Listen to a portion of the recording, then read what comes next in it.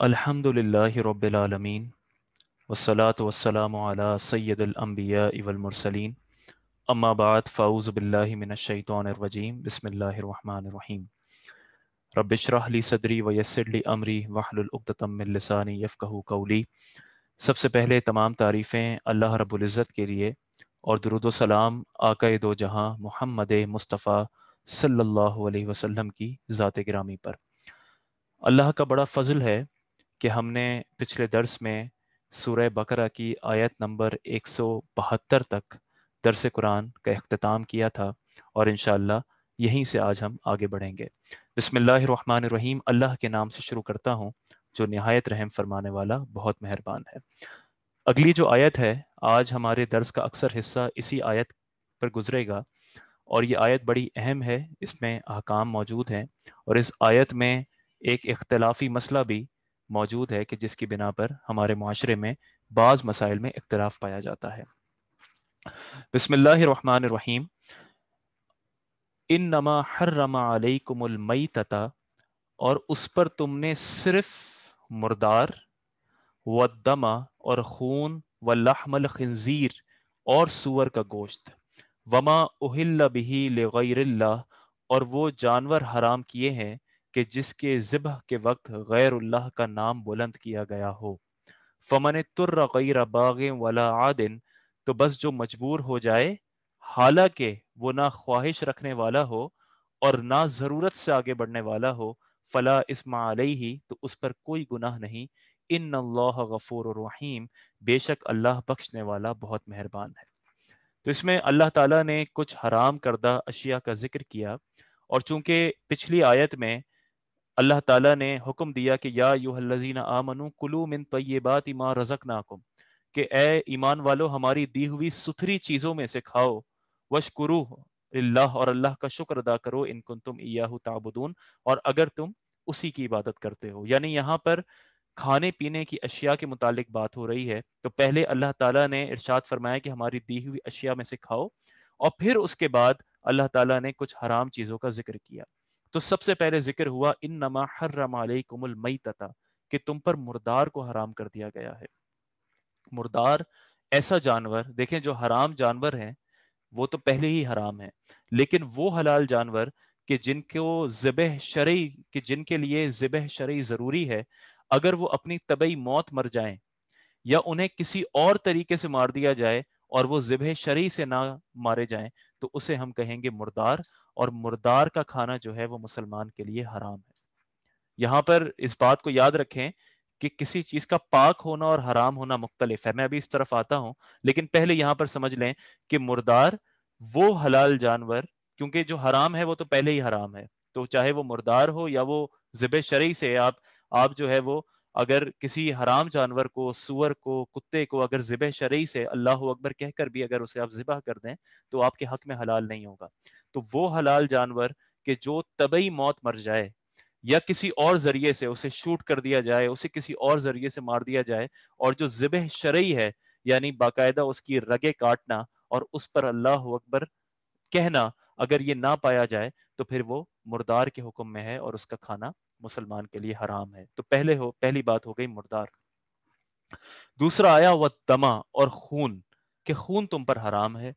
एक और आयत करीमा में सूरह अनआम में अल्लाह ताला ने इन्हीं हराम करदा अशिया का जिक्र फरमाया और वहां पे लफ्ज आया दमे मसफूह, यानी वो खून की जिसे बहाया गया हो। तो उलमा ने फरमाया कि ये आयत मुतलक है खून के मुतालिक, लेकिन जो बाद में आने वाली आयत है उसने इस मुतलक हुक्म को मुकय्यद कर दिया, यानी वो खून हराम है जो बहने वाला हो। इसलिए जब आप जिबह करते हैं तो जो खून बहता है वो हराम है। इसी तरह जिस्म से जो खून निकलकर बहता है वो हराम है, लेकिन वो खून जो गोश्त के साथ मुख्तलत हो, जैसे कि आप जो है वो गोश्त साफ कर रहे हैं और वो खाने में गोश्त के साथ बिल्कुल साथ एक सूखा हुआ आपको खून नजर आता है, तो उस पर इजमा है कि वो हराम नहीं है। इसी तरह जिगर है, तिल्ली है, ये खून से ही बनते हैं, खून इसका जुज है, तो ये भी जो है बिल इजमा बिल्कुल जायज है और ये हराम नहीं है। इसी तरह मछली के साथ जो चीज लगी हो, बाज ने कहा कि वो खून नहीं है, लेकिन अगर उसे हम उर्फ आम में खून कहते हैं तो वो भी जो है वो बिल इजमा बिल्कुल वो हराम नहीं है। तो تو اس لیے یہاں پر قید ہے دم مسفوح کی، اور وہ قید ہمیں سورہ انعام میں ایک اور آیت کریمہ ہے اس کے ذریعے ملتی ہے۔ تو پہلی چیز ہوئی مردار، کہ مردار کا کھانا حرام۔ اسی طرح خون، وہ خون جو بہنے والا ہو، اس خون کا پینا استعمال حرام۔ وَلَحْمَ الْخِنْزِيرِ، اور سور کا گوشت، اس لیے سور کا گوشت بھی ہم پر مکمل طور پر حرام ہے، اس کی اجازت نہیں مل سکتی، چاہے آپ باہر کے ملک میں رہتے ہوں، چاہے آپ اپنے آفس والوں کے ساتھ کہیں کسی مقام پر جائیں، اپنے دوست یاروں کے ساتھ جائیں، وہاں پر سب ایک چیز کھا رہے ہوں، لیکن ان تمام وجوہات کی بنا پر آپ کو سور کا گوشت کھانے کی اجازت نہیں مل سکتی، کیونکہ یہ حرمت قطعیہ ہے، یعنی یہ وہ حرمت ہے کہ جو قرآن کریم میں آئی ہے، اور اس حرمت کو سمجھنے میں کوئی ابہام نہیں ہے۔ ایک سادہ شخص کہ جو عالم و مفتی نہ بھی ہو، صرف عربی جانتا ہو، بلکہ آپ اگر صرف ترجمہ بھی پڑھ لیں تو آپ کو واضح طور پر سمجھ آ رہا ہے کہ تم پر سور کا گوشت حرام قرار دیا ہے۔ اس لیے اسے سور کے گوشت کو جو حلال سمجھے گا تو وہ فوراً دین سے باہر ہو جائے گا، کیونکہ وہ قرآن کا انکار کر دے گا۔ تو اس کی سور کے گوشت کی حرمت یہ قطعی حرمت ہے، اس میں کسی اور چیز کی گنجائش نہیں ہے کہ کہیں سے اس کا جواز نکل آئے۔ اس کے بعد اللہ تعالیٰ نے فرمایا وما اہل بہ لغیر اللہ، اور وہ جانور حرام کیے ہیں کہ جس کے ذبح کے وقت غیر اللہ کا نام بلند کیا گیا ہو۔ اب دیکھیں یہاں پر اگر آپ عربی میں غور کریں تو عربی میں ذبح کا لفظ نہیں ہے، بلکہ عربی میں ذکر ہے احلال کا۔ احلال کا مطلب ہوتا ہے بلند آواز، بلند آواز بلند کرنا، چیخنا۔ تو وما اہل بہ لغیر اللہ، اب چونکہ یہاں پر کھانے پینے کی بات ہو رہی ہے تو ماں سے مراد آپ لے لیں جانور، تو ہر وہ جانور کہ اہل بہ لغیر اللہ، کہ جس پر پکارا گیا ہو، زور سے چیخا گیا ہو، لغیر اللہ، اللہ کے غیر کا نام۔ یہاں پر مفسرین نے فرمایا کہ یہاں پر دو اقوال ہیں۔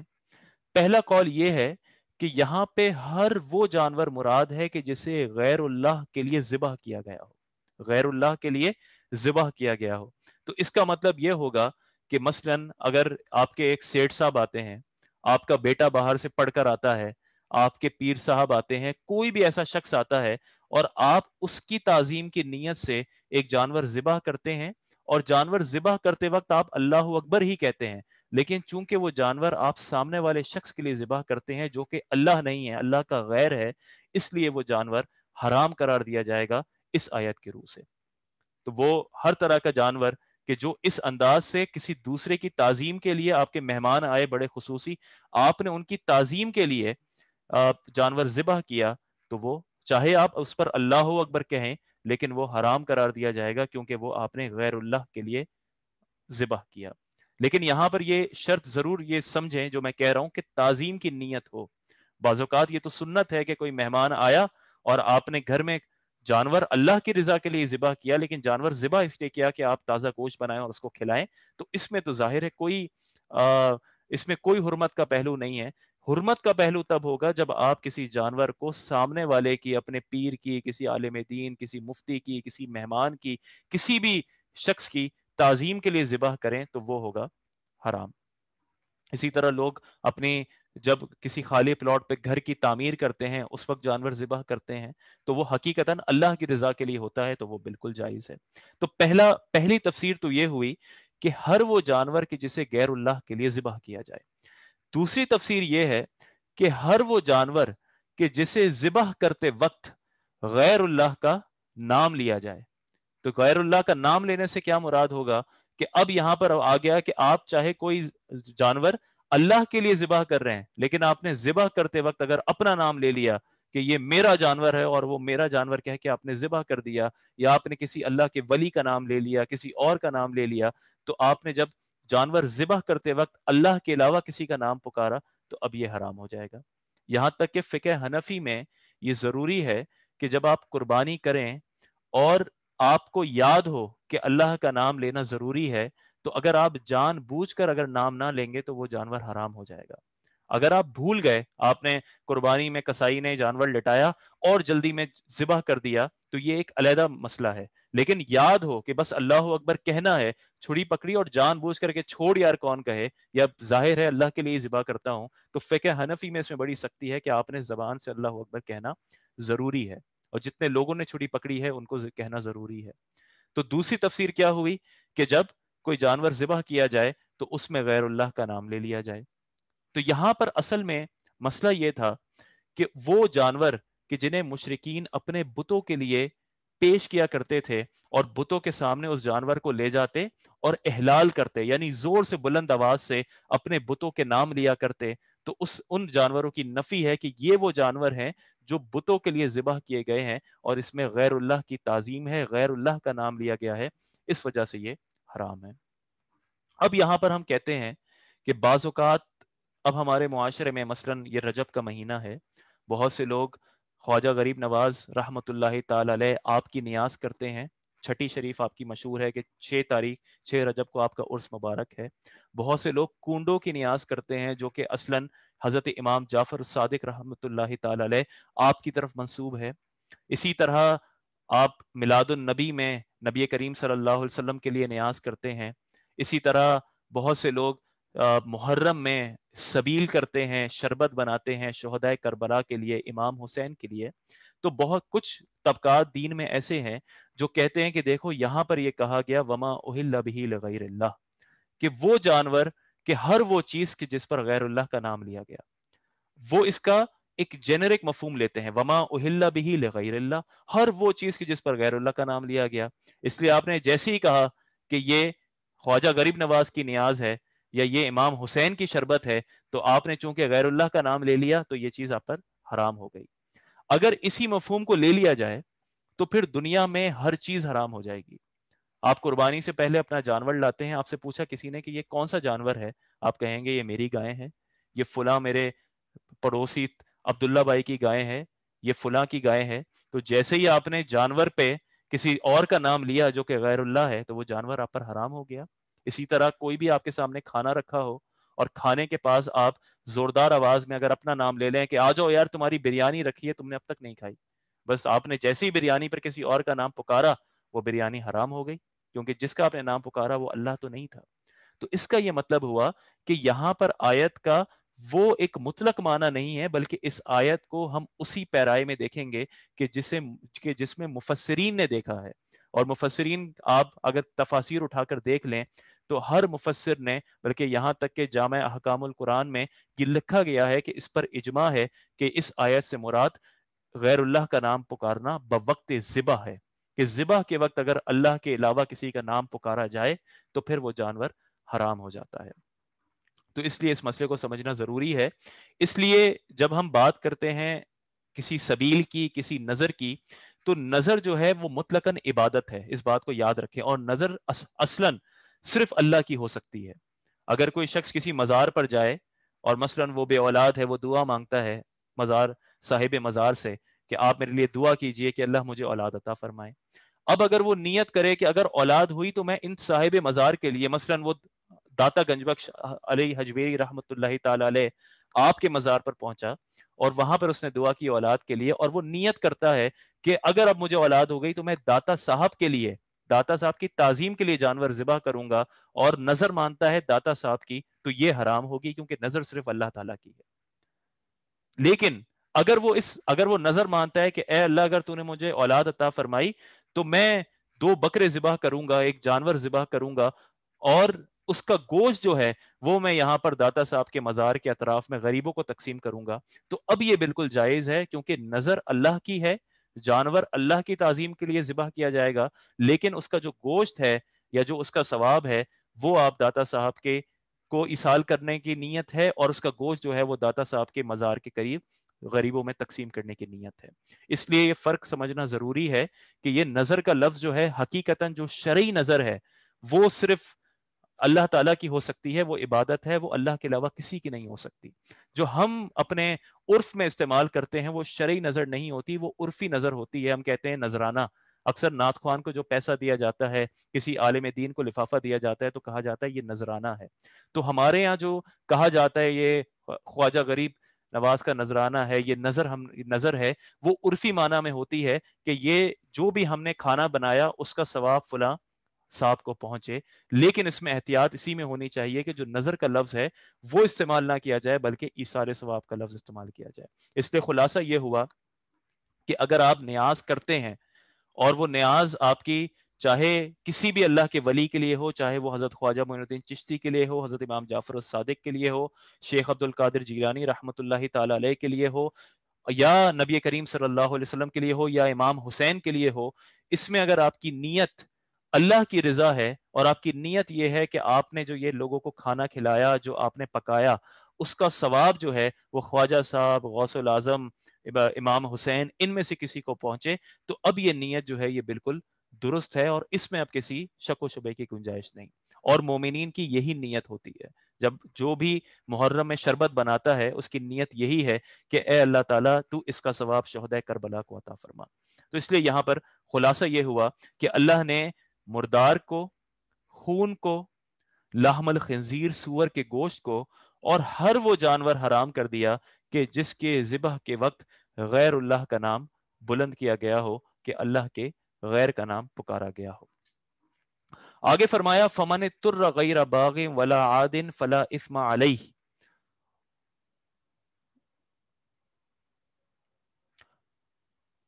اور جو مجبور ہو جائے حالانکہ وہ نہ وہ خواہش رکھنے والا ہو اور نہ ضرورت سے آگے بڑھنے والا ہو، تو اس پر کوئی گناہ نہیں۔ یعنی یہ تمام چیزیں حرام تو ہیں، لیکن جب کوئی شخص مجبور ہو جائے اور وہ ضرورت مند ہو لیکن وہ اس چیز کی خواہش نہ رکھتا ہو اور نہ ضرورت سے آگے بڑھتا ہو، تو بس اب اس کے لیے اگر وہ ان حالات میں استعمال کرے تو اس کی اجازت ہے۔ شریعت میں ضرورت کا کیا پیرامیٹر ہے؟ ضرورت یہ نہیں ہے کہ آپ کے رشتہ دار اگر سب مل کر کوئی مردار کھا رہے ہیں تو آپ نے کہا کہ اب اگر میں مردار سے رکوں گا تو سب برا مانیں گے، اس لیے آپ بھی مردار کھا لیں۔ سب اگر آپ کی مجلس میں شراب پی رہے ہیں تو آپ نے کہا کہ یہ برا مانیں گے، میں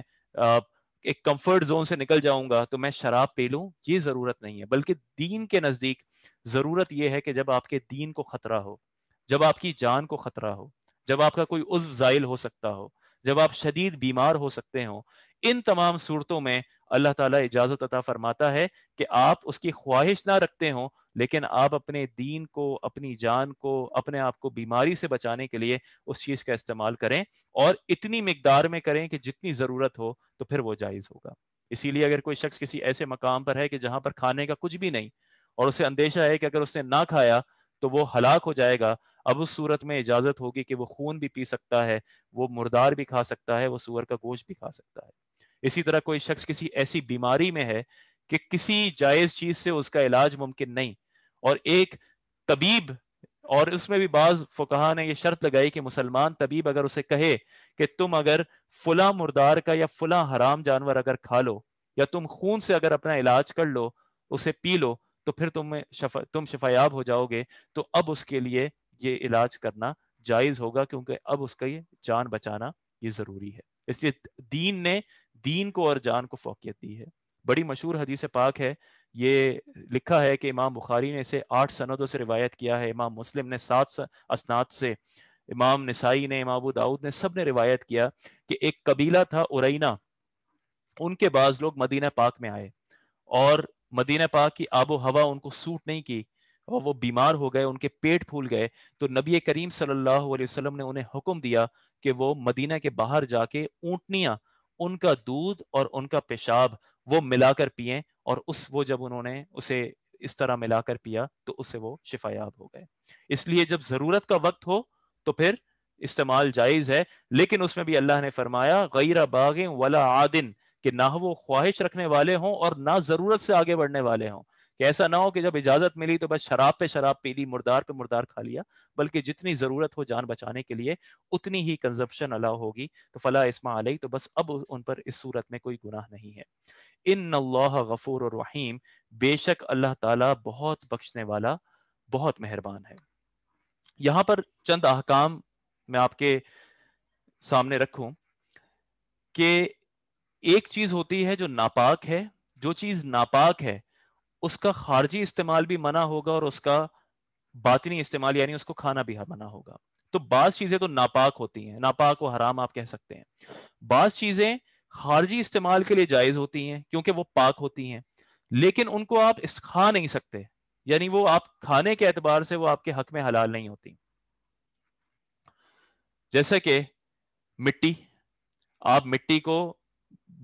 ظاہری طور پر خارجی طور پر جتنا چاہے استعمال کر لیں، مٹی کو اپنے جسم پر رگڑتے رہیں، کوئی فرق نہیں پڑتا. جب آپ کے پاس پانی نہیں ہے تو شریعت تو حکم دیتی ہے کہ مٹی کے ذریعے تیمم کریں.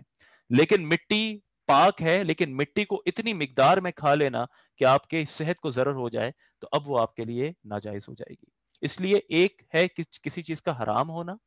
ایک ہے کسی چیز کا پاک ہونا لیکن کھانے کے لیے حلال نہ ہونا، اور ایک ہے کسی چیز کا بالکل پاک بھی ہونا اور حلال بھی ہونا کہ وہ چیز آپ باہر اپنے خارجی استعمال بھی کر سکتے ہیں اور اس کو کھا بھی سکتے ہیں. مثلا پاک اور کھانے کے لیے حلال اشیاء، ایک چیز پاک بھی ہے وہ اور آپ بالکل کھا بھی سکتے ہیں. مچھلی کا گوشت، آپ مچھلی کا گوشت پاک بھی ہے، اسے آپ ہاتھ لگائیں تو آپ کے ہاتھ ناپاک نہیں ہوتے اور اسے بالکل کھا سکتے ہیں. تمام نباتات، ہر قسم کی ویجیٹیبلز بھی، ان جانوروں کے گوشت اور ہڈیاں کہ جن کا کھانا حلال ہو اور انہیں ذبح شرعی کے ساتھ کاٹا گیا ہو. تو وہ تمام جانور کے جو حلال ہیں اور انہیں جب ذبح شرعی کے ساتھ کاٹا گیا ہے تو ان کا گوشت بھی حلال بھی ہے، وہ پاک بھی ہے کہ اگر آپ کے وہ جسم سے لگتا ہے تو آپ کا جسم جو ہے وہ ناپاک نہیں ہوتا، اور ان کی ہڈیاں اور اس پر جو چربی ہے وہ بھی بالکل پاک ہے. اچھا، یہاں پر یہ یاد رکھیں کہ فقہ حنفی میں سمندری جانوروں میں صرف مچھلی کا کھانا جائز ہے. ہر وہ چیز کہ جس کو مچھلی کہا جاتا ہے وہ کھانا جائز ہے. مچھلی کے علاوہ دیگر کیڑے ان کا کھانا جائز نہیں ہے. فقہ حنفی میں، فقہ شافعی میں اس کا وہ جائز ہے. اس لیے بہت سے لوگ یہاں کراچی میں بہت سے مقامات پر جاتے ہیں، بڑے شوق سے لابسٹرز کھاتے ہیں، سی فوڈ میں کریب کا سوپ پیتے ہیں، اور انہیں اس بات کا علم نہیں ہوتا، یا شاید علم ہوتا ہے لیکن وہ اس جانب توجہ نہیں دیتے کہ فقہ حنفی میں کیڑا کھانا وہ حرام ہے. جھینگا جو ہے اس کے متعلق اختلاف ہے کہ وہ جائز ہے یا ناجائز ہے، حلال ہے یا حرام ہے. بعض علماء نے اسے کیڑے کی قسم میں شمار کیا، بعض نے مچھلی کی قسم میں شمار کیا. اس لیے جھینگا کسی عالم دین نے کہا کہ مکروہ تحریمی ہے، کسی نے کہا تنزیہی ہے، یعنی کھا سکتے ہیں، جائز ہے، لیکن شریعت کو پسند نہیں ہے. لیکن باقی تمام کیڑے فقہ حنفی میں یہ حرام ہے.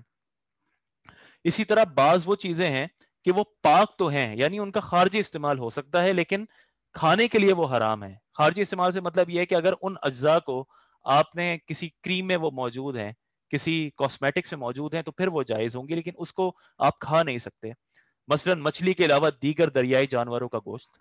اب جو مچھلی کے علاوہ دیگر جانور ہیں اسے آپ کھا نہیں سکتے، وہ حرام ہے، لیکن ان کا باہر خارجی استعمال ہو سکتا ہے. اس لیے اگر ان کے اجزاء کو کسی کاسمیٹک میں، کسی سوپ میں استعمال کیا جاتا ہے تو وہ بالکل جائز ہے. اسی طرح خنزیر کے علاوہ کسی بھی جانور کی ہڈی جس پر ناپاک چکنائی نہ لگی ہو، جس میں جیسے بہت سے ایسے جانور ہیں کہ جن میں بہتا خون ہی نہیں ہوتا، تو وہ بالکل بالکل جائز ہو جائیں گے. یا اسی طرح ان کی ہڈیوں میں سے اگر چکنائی کو صاف کر لیا جائے تو اب خنزیر کے علاوہ جو باقی جانور ہیں ان کی ہڈیوں کا بھی استعمال جائز ہوگا، یعنی وہ پاک ہیں، اب ان کا خارجی استعمال کر سکتے ہیں. اسی طرح مردار کا کھانا حرام ہے، لیکن مردار کی خال کو اگر دباغت کر لی جائے، یعنی اس کو دھوپ میں سیک لیا جائے اچھی طرح، تو وہ پھر اس کے بعد اس کا نفع لینا جائز ہے. آپ اس سے اپنے کپڑے، اس سے جیکٹس بنا سکتے ہیں، اسے استعمال کر سکتے ہیں، وہ اس کا بالکل جائز ہے. اور کچھ اشیاء ایسی ہیں جو بالکل ناپاک و حرام ہیں، یعنی ان کا کھانا بھی منع ہے، ان کا اور ان کو خارجی طور پر استعمال کرنا بھی منع ہے. اسے آپ اپنے بدن پر نہیں لگا سکتے، جیسے خنزیر کا ہر جز اور بدن، خنزیر کے علاوہ کسی جانور کی ہڈی جس پر ناپاک چکنائی لگی ہو، مردار یا حرام یا غیر ذبح شرعی سے کاٹے گئے گوشت، وہ گوشت جسے جو مردار کا ہو یا حرام جانور کا ہو یا غیر ذبح شرعی سے کاٹا گیا ہو، تو وہ آپ کا وہ بھی حرام بھی ہے اور ناپاک بھی ہے. تو یہ چند احکام تھے قرآن کریم کے. آگے بڑھتے ہیں. ان الذین یکتمون ما انزل اللہ من الکتاب، بے شک وہ لوگ جو اللہ کی نازل ہوئی کتاب کو چھپاتے ہیں، وَيَشْتَرُونَ بِهِ ثَمَنًا قَلِيلًا، اور اس کے بدلے ذلیل قیمت لیتے ہیں، بہت تھوڑی قیمت. أُولَٰئِكَ مَا يَأْكُلُونَ فِي بُطُونِهِمْ إِلَّا النَّارَ وَلَا يُكَلِّمُهُمُ اللَّهُ يَوْمَ الْقِيَامَةِ وَلَا يُزَكِّيهِمْ، تو وہ اپنے پیٹ میں آگ ہی بھرتے ہیں اور اللہ قیامت کے دن ان سے نہ کلام فرمائے گا، ولا یزکیہم، اور نہ انہیں پاک کرے گا، ولہم عذاب علیم، اور ان کے لیے دردناک عذاب ہے. تو اولاً تو اس کا مصداق یہود و نصارہ ہیں کہ جو تھوڑی قیمت اپنی دنیاوی نفع کے لیے نبی کریم صلی اللہ علیہ وسلم کی نشانیوں کو چھپایا کرتے تھے. اور اس کے علاوہ اللہ تعالی نبی کریم صلی اللہ علیہ وسلم نے احادیث میں چند لوگوں کو کی نشاندہی کی، جیسے کہ متکبر، فقیر، بوڑھا زانی، یہ کچھ اور ان کے علاوہ کچھ لوگ کہ جن کی جانب نبی کریم صلی اللہ علیہ وسلم نے فرمایا کہ قیامت کے دن اللہ تعالیٰ نہ ان کی طرف نظر فرمائے گا اور نہ ان کو پاک کرے گا، یعنی نہ ان کے گناہوں کو معاف فرمائے گا۔ وَلَهُمْ عَذَابٌ علیم، اور ان کے لیے دردناک عذاب ہے۔ اولئک الذین اشتروا الضلالۃ بالہدی، یہی وہ لوگ ہیں جنہوں نے ہدایت کے بدلے گمراہی اور والعذاب بالمغفرہ، اور بخشش کے بدلے میں عذاب خرید لیا۔ فما اصبرہم علی النار، تو یہ کتنا آگ کو برداشت کرنے والے ہیں۔ یعنی اللہ فرماتا ہے کہ انہوں نے ہدایت کے بدلے میں گمراہی خرید لی، بخشش کے بدلے میں عذاب خرید لیا، تو کتنا آگ کو برداشت کریں گے۔ یہ ایک علیحدہ اسلوب ہے اس بات کو ظاہر کرنے کا کہ یہ کتنے بڑے عذاب کے مستحق ہیں اور یہ کیا سہنے والے ہیں، کیا دیکھنے والے ہیں۔ فما اصبرہم علی النار، یہ آگ کو کتنا برداشت کرنے والے ہیں۔ ذالک بان اللہ نزل الکتاب بالحق، یہ سزا اس لیے ہے کہ اللہ نے حق کے ساتھ کتاب نازل فرمائی۔ وَإِنَّ الَّذِينَ اخْتَلَفُوا فِي الْكِتَابِ لَفِي شِقَاقٍ بَعِيدٍ، اور بے شک کتاب میں اختلاف کرنے والے دور کی مخالفت و ضد میں ہیں۔ لَيْسَ الْبِرَّ أَن تُوَلُّوا وُجُوهَكُمْ قِبَلَ الْمَشْرِقِ وَالْمَغْرِبِ، تو اصل نیکی یہ نہیں۔ اب بعض لوگ جو ہیں وہ اسی بحث میں پڑے رہے کہ مشرق اور مغرب، کہ یہاں رخ کرنا چاہیے، وہاں رخ کرنا چاہیے، کہاں پر قبلہ ہو، اور بعض لوگ یہ سمجھے کہ بس نماز ہی صرف نیکی ہے۔ تو اس لیے اللہ نے فرمایا لیس البر ان تولوا وجوہکم قبل المشرق والمغرب، کہ اصل نیکی یہ نہیں کہ تم اپنے منہ مشرق یا مغرب کی طرف کر لو، بلکہ اب اللہ تعالیٰ تمام نیکیاں گنواتا ہے کہ بہت ساری تم نیک تب بنو گے جب ان تمام احکام پر عمل کرو گے، جب نماز کے ساتھ دیگر معاملات، دیگر عبادات جمع ہوں گی، اس مجموعے پر عمل کرو گے، تب تم نیک اور متقی کہلاؤ گے۔ اب وہ کیا کیا ہے؟ وَلَكِنَّ الْبِرَّ، لیکن اصل نیکی یہ ہے، من آمن باللہ والیوم الآخر، کہ جو اللہ پر اور قیامت پر، والملائکتی اور فرشتوں پر، والکتاب اور پیغمبروں پر ایمان لائے، جو اللہ پر ایمان لائے کہ اللہ خدا ہے، واجب الوجود ہے، قدیم ہے، ہر چیز کا خالق و مالک ہے، ہر چیز پر قادر ہے، تمام جو اللہ کے عقائد ہیں ان کو صحیح جانے، تو وہ اللہ پر ایمان لایا۔ والیوم الآخر، قیامت کے کو حق ہونے پر ایمان لائے کہ قیامت قائم ہوگی، عذاب قبر، موت ہے، اس کے بعد قیامت میں اٹھنا ہے، ہر روح جو ہے وہ اپنے جسم کے ساتھ اٹھے گی، محشر میں سب کا حساب و کتاب ہوگا، پھر پل صراط ہوگا، پھر جنت اور دوزخ کی طرف لوگ بڑھیں گے، ہر چیز پر پختہ ایمان ہو۔ والملائکہ، اور فرشتوں پر ایمان لائے کہ فرشتے اللہ کی مخلوق ہیں، جو موجود ہیں، جو معصوم ہیں، اور فرشتوں کے دیگر جو اوصاف قرآن و حدیث میں بیان ہوئے ان کو اسی طرح جانے۔ والکتاب، اور کتاب پر ایمان لائے، یعنی قرآن کریم کے ایک ایک لفظ پر ایمان لائے۔ والنبیین، اور نبیوں پر ایمان لائے، سب پر ایمان لے آئے۔ وآت المال علی حبہ ذوی القربى، اور اللہ کی محبت میں عزیز مالدار رشتہ داروں، والیتامى، اور یتیموں، والمساکین وابن السبیل، اور مسکینوں اور مسافروں، والسائلین وفی الرقاب، اور سائلوں کو اور غلام لونڈیوں کی گردنیں آزاد کرانے میں خرچ کرے۔ تو یہ وہ شخص ہے جو نیکی والا ہے کہ اللہ کی محبت میں عزیز مال، یعنی اپنے مال جو اسے بڑا پسند ہے اسے رشتہ داروں پر خرچ کرے، اور یتیموں پر خرچ کرے، اور مسکینوں پر خرچ کرے۔ تو اس لیے یہاں سے پتہ چلا کہ وہ لوگ جو بعض اوقات کہتے ہیں ہمارے رشتہ دار مالدار ہیں، ہم ان کو کیوں کچھ دیں، دینا اس کو چاہیے۔ وہ اپنی ایک منطق لاتے ہیں جو کہ بظاہر تو بالکل صحیح لگتی ہے کہ دینا اس کو چاہیے کہ جو واقعی مستحق ہو۔ یہ بات تو صحیح ہے، کیونکہ بہت سے لوگ ساری زندگی صرف رشتہ داروں کو کھلاتے پلاتے ہیں، انہیں مہنگی دعوتیں دیتے ہیں، اور خود ان سے دعوتیں کھاتے ہیں، اور سمجھتے ہیں کہ وہ اللہ کی راہ میں خرچ کر رہے ہیں، اور غریبوں کو کچھ بھی حصہ نہیں ملتا۔ لیکن وہ لوگ جو صرف غریبوں کو دیتے ہیں اور رشتہ داروں سے کوئی تعلق قائم نہیں رکھتے، نہ انہیں قربانی میں گوشت بھیجتے ہیں، نہ کوئی تحفے تحائف کا سلسلہ، نہ کوئی دعوت کا سلسلہ، اور کہتے ہیں کہ بس اصل تو ہم غریبوں کو کھلانا ہے، تو یہ دو ایکسٹریمز ہیں۔ شریعت جو ہے آپ کو میانہ روی کا درس دیتی ہے۔ شریعت نے یہ نہیں کہا کہ یتیم اور مسکین پر مال خرچ کرو، بلکہ کہا اپنے رشتہ داروں پر بھی مال خرچ کرو، ذوی القربا، اپنے رشتہ داروں پر، اور یہاں پہ رشتہ دار میں قید تو نہیں لگائی کہ غریب رشتہ دار پر، تو رشتہ داروں پر خرچ کرو۔ والیتامى، اور یتیموں پر، والمساکین، اور مسکینوں پر، وابن السبیل، اور